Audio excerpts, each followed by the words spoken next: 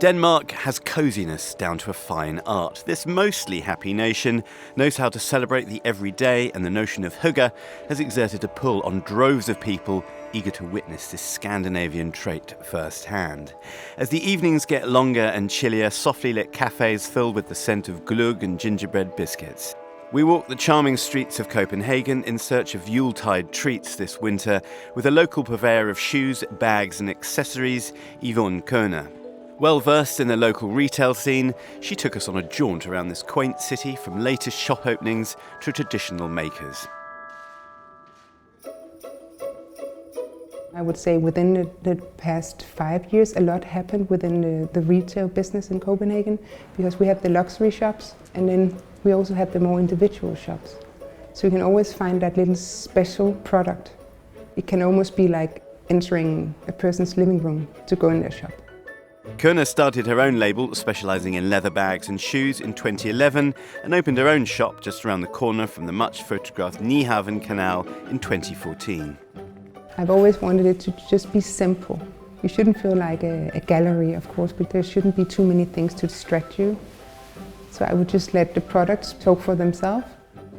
I'm always busy during December, but it's also a time where I feel I have a little extra to give somehow, because it's such a positive time.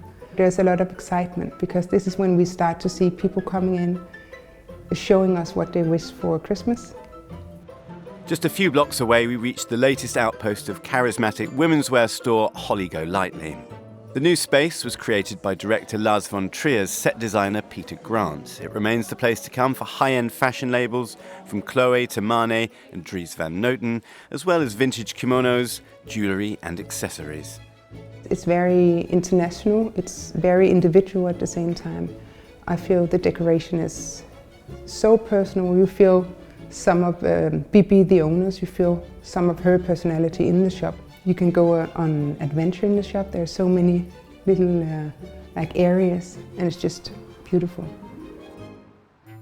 The fourth generation confectioners Somod's Bolsje have been producing hard-boiled candy since 1891. The original recipes are still made by hand at the rear of the tiny shop.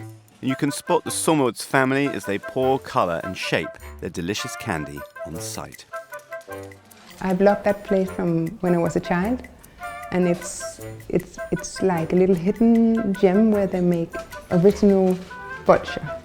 And I feel that places like these are dying, so I also think it's good to support it.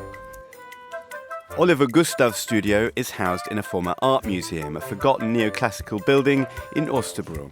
Half showroom, half museum, this whimsical place is a treasure trove of design prototypes, original home accessories and work by lesser-known artists. We're partial to lava rocks scented with Oliver Gustav's signature fragrances, developed with French perfumers Mad Hélène. A lot of people are somehow inspired by his taste. They're trying to do the same, but I really like that you can't copy it. Everything is selected by him. He doesn't have anything that he doesn't feel a special love for. Sometimes he even doesn't want to sell things. If he likes it too much, he keeps it. So it's a very personal universe he has.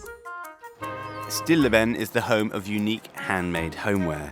The designer duo behind the rapidly expanding brand opened the store focused on ceramics, but soon branched out into textiles, furniture, jewellery and stationery with a quintessentially Danish feel.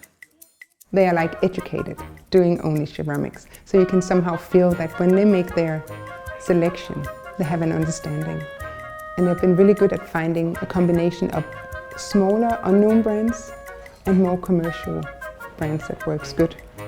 Whatever you wish for this Christmas, chances are that it's to be found in Copenhagen. And with gløgg almost everywhere to be found, inspiration comes easily.